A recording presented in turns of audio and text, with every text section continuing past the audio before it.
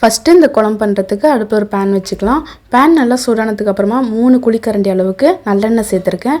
எண்ணெய் கொஞ்சம் நல்லா சூடானதுக்கு அப்புறமா நான் ஒரு 5 கத்திரிக்காய் எடுத்து நல்லா நீல வாக்கில் கட் பண்ணிவிட்டு சேர்த்துருக்கேன். நல்லா தண்ணி இல்லாமல் கட் பண்ணிவிட்டு சேர்த்துக்கோங்க. கத்திரிக்காய் எல்லாம் சேர்த்ததுக்கப்புறமா கொஞ்சமாக உப்பு, 1/4 டீஸ்பூன் போல் மஞ்சள்தூள் சேர்த்துட்டு இப்போ இந்த கத்திரிக்காவை நல்லா வதக்கி விட்டுக்கலாம். கத்திரிக்காய் நல்லா வதங்கி அந்த தோல்லாம் நல்லா அந்த கலர் சேஞ்ச் ஆகி வரணும். அந்தளவுக்கு கத்திரிக்காவை நல்லா வதக்கி விட்டுக்கோங்க. ஒரு 80% வந்து நல்லா வெந்திருக்கணும். அந்தளவுக்கு நல்லா வதக்கி விட்டுக்கோங்க. பாருங்கள், கத்திரிக்காய் இந்த அளவுக்கு நல்லா வதங்கினதுக்கு அப்புறமா இதை வந்துட்டு எண்ணெய் இல்லாமல் நல்லா வடிகட்டிட்டு தனியாக ஒரு பிளேட்டில் எடுத்து வச்சுக்கலாம்.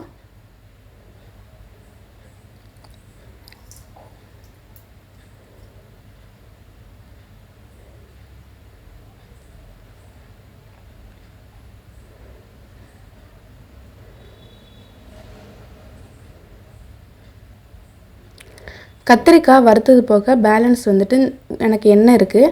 அதே எண்ணெயில் 1 டேபிள் ஸ்பூன் அளவுக்கு தாளிப்பு வடகம் சேர்த்துக்கலாம். உங்கள்கிட்ட அந்த தாளிப்பு வடகம் இல்லைனா நீங்கள் வந்து 1/4 டீஸ்பூன் வெந்தயம், 1/4 டீஸ்பூன் சீரகம், 1/4 டீஸ்பூன் கடுகு சேர்த்துக்கோங்க. அதுக்கப்புறமா கொஞ்சமாக கருவேப்பிலை சேர்த்துட்டு எல்லாமே நல்லா பொரிஞ்சதுக்கு அப்புறமா நான் ஒரு பெரிய வெங்காயமும் 1 கைப்பிடி அளவுக்கு சின்ன வெங்காயமும் எடுத்து நல்லா தோலெல்லாம் உரிச்சிட்டு நல்லா பொடியாக கட் பண்ணிவிட்டு சேர்த்துருக்கேன். இப்போ இந்த வெங்காயத்தை நல்லா வதக்கி விட்டுக்கலாம். வெங்காயம் நல்லா வதங்கி ப்ரௌன் கலர் வர வரைக்கும் நல்லா வதக்கி விட்டுக்கோங்க. பாருங்கள், வெங்காயம் இந்த அளவுக்கு நல்லா வதங்கி இருக்கணும். அப்போ தாங்க குழம்பு நல்லா டேஸ்ட்டாக இருக்கும், நல்லா வாசனையாகவும் இருக்கும். எப்படின்னா லைட்டாக கருகுன மாதிரி இருக்கணும். அந்த அளவுக்கு வெங்காயத்தை நல்லா வதக்கி விட்டுக்கோங்க. அதுக்கப்புறமா இந்த குழம்புக்கு தேவையான அளவு மசாலாத்தூள் சேர்த்துக்கலாம். மசாலாத்தூள் பார்த்திங்கன்னா 2 டேபிள் ஸ்பூன் அளவுக்கு வீட்டில் அரைச்ச குழம்பு மசாலாத்தூள் சேர்த்துக்கிறேன். இதில் மஞ்சத்தூள் எல்லாமே சேர்த்து அரைச்சது இது. இப்போ இந்த மசாலாத்தூள் சேர்த்து 1 நிமிஷத்துக்கு அடுப்பை ஸ்லோ ஃப்ளேம்லேயே வச்சு இந்த எண்ணெயில் 1 நிமிஷத்துக்கு நல்லா கலந்து விட்டுக்கோங்க. உங்களுக்கு கறியிடும் அப்படின்னு உங்களுக்கு தோணுச்சுன்னா கொஞ்சமாக தண்ணி சேர்த்து நீங்கள் நல்லா வதக்கி விட்டுக்கோங்க. இப்போ இதில் ஒரு 2 பழுத்த தக்காளி நல்லா கையிலே மசிச்சுட்டு சேர்த்துருக்கேன். இப்போ இந்த தக்காளி சேர்த்து இந்த மசாலாத்தூள் கூட கொஞ்சம் நல்லா வதக்கி விட்டுக்கலாம். எனக்கு ரொம்ப கெட்டியாக இருக்குது, ஸோ அதனால் நான் ஒரு 1/2 கிளாஸ் அளவுக்கு தண்ணி ஊற்றிக்கிறேன்.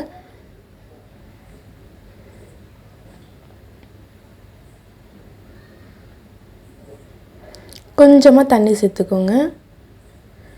தண்ணி சேர்த்துட்டு நல்லா கலந்து விட்டுட்டு திரும்பவும் ஒரு 2-3 நிமிஷத்துக்கு இது மூடி போட்டு மூடி வச்சுக்கோங்க. அடுப்பை ஸ்லோ ஃப்ளேம்லேயே வச்சுக்கோங்க. இடையில வந்து 1 தடவை 2 தடவை நல்லா கலந்து விட்டுக்கோங்க. கொஞ்சம் இந்த தக்காளிலாம் வதங்கி நல்லா 4 சைடு எண்ணெய் பிரிஞ்சு வரணும்.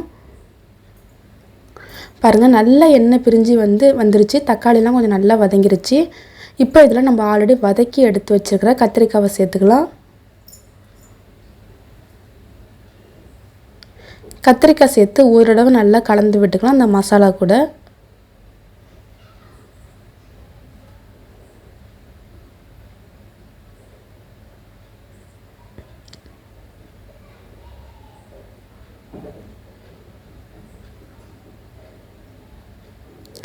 நல்லா கலந்து விட்டதுக்கப்புறமா நான் ஒரு சின்ன லெமன் சைஸ் அளவு புளி எடுத்து கரைச்சி ஊற்றுறேன். நான் வந்து இந்த குழம்பு வந்து ரொம்ப கெட்டியாக கொஞ்சமாக தான் வைக்கிறேன், ஸோ அதுக்கு தகுந்தாப்புல நான் புளி தண்ணி சேர்த்துருக்கேன். அதுக்கப்புறமா இந்த குழம்புக்கு தேவையான அளவு தண்ணி. இப்போ இது எல்லாத்தையும் சேர்த்து நல்லா கலந்து விட்டுக்கலாம். ஆல்ரெடி நம்ம மசாலாத்தூள்லாம் நல்லா வதக்கிட்டு சேர்த்துருக்கோம். அதனால் வந்து ரொம்ப இந்த குழம்பு கொதிக்கணும்னு அவசியம் இல்லை. ஒரு 5-7 நிமிஷம் கொதிஞ்சால் போதும். இப்போ அந்த குழம்புக்கு தேவையான அளவு உப்பு சேர்த்துட்டு லைட்டாக கலந்து விட்டுட்டு நம்ம மூடி போட்டு மூடி வச்சுக்கலாம். அடுப்பை வந்து மீடியம் ஃப்ளேம்லேயே வச்சு இது ஒரு 5-7 நிமிஷம் வரைக்கும் நல்லா கொதி விடலாம். இடையில ஒரு தடவை நல்லா கலந்து விட்டுட்டு திரும்ப மூடி போட்டு மூடி வச்சுக்கோங்க. பாருங்கள், குழம்பு நல்லா கெட்டியாகி நல்லா எண்ணெய் பிரிஞ்சு சூப்பராக ரெடி ஆகிடுச்சுங்க. நல்லா கம்ம கம்மன்னு நல்லா வாசனையாக இருக்குது இந்த கத்திரிக்காய் புளி குழம்பு.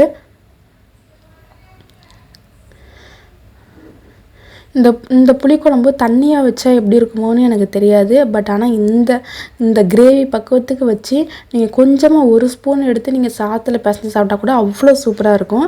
இன்னும் இந்த கத்திரிக்காய் புளிக்குழம்புக்கு இன்னும் டேஸ்ட்டை அதிகப்படுத்தி கொடுக்குறதுக்கு நான் வந்து வெல்லம் பொடிச்ச வெல்லம் வந்து ஒரு 2 டேபிள் ஸ்பூன் அளவுக்கு சேர்த்துருக்கேன். இந்த வெல்லம் சேர்த்ததுக்கு அப்புறம் தாங்க இந்த கத்திரிக்காய் புளிக்குழம்பு செம்ம டேஸ்ட்டாக இருந்துச்சு. அவ்வளோ சூப்பராக இருக்கும். கண்டிப்பாக ட்ரை பண்ணி பாருங்கள். புளிப்பு, உப்பு, காரம் எல்லாமே ஈக்குவலாக ஆகிடும் இந்த இந்த வெல்லம் பொடிச்ச வெல்லம் சேர்த்தோம்னா அவ்வளோ சூப்பராக இருக்கும். கண்டிப்பாக ட்ரை பண்ணி பாருங்கள். இந்த புளிக்குழம்பு எங்கள் வீட்டில் செஞ்சு கொடுத்தா எல்லாருமே விரும்பி சாப்பிட்டாங்க. கண்டிப்பாக நீங்களும் ட்ரை பண்ணி பாருங்கள்.